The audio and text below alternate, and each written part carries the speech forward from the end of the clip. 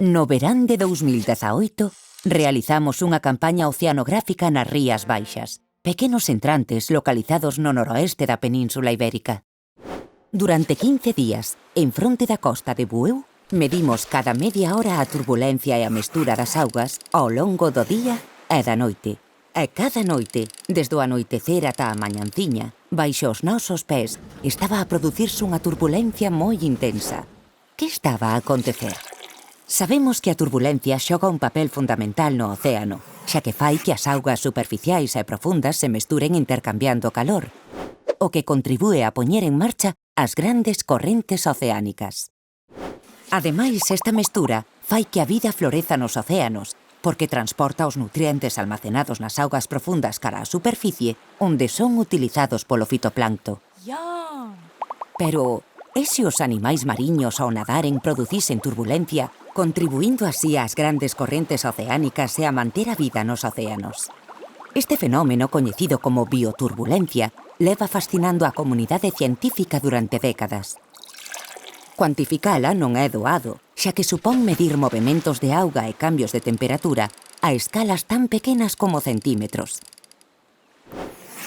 Ademais, hai que ter a fortuna de atopar un banco de peixes que permaneza nas proximidades do barco durante tempo suficiente para obter unha boa serie de medidas. Todo un reto. Polo momento, só uns poucos investigadores conseguiron demostrar que os bancos de peixes poden xerar turbulencia de pequena escala. Porén, estes estudos suxiren que a bioturbulencia non é capaz de xerar mestura, é dicir, transportar calor e nutrientes verticalmente. A explicación é que os remuíños que xeran os peixes ao nadar son demasiado pequenos, da orde duns poucos centímetros.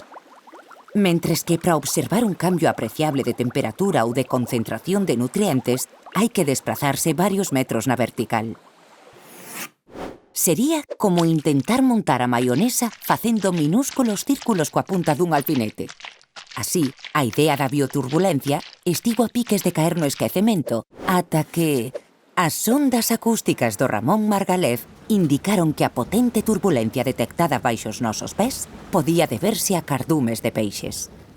Ao lanzar redes de pesca, atopamos moreas de ovos de bocarte. Os bocartes xuntábanse cada noite na zona onde nos atopábamos para poñer e fertilizar os seus ovos. E o seu nocturno frenesí xeraba unha forte turbulencia.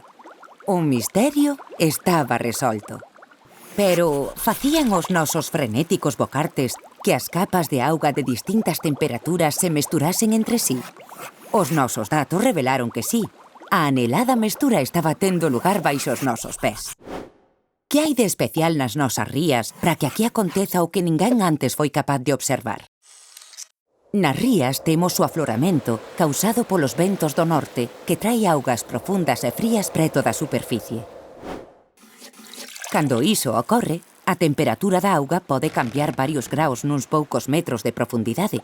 Así, os pequenos remuíños creados polos bocartes conseguen mesturar augas de temperaturas moi diferentes e transportar os nutrientes das augas profundas á superficie.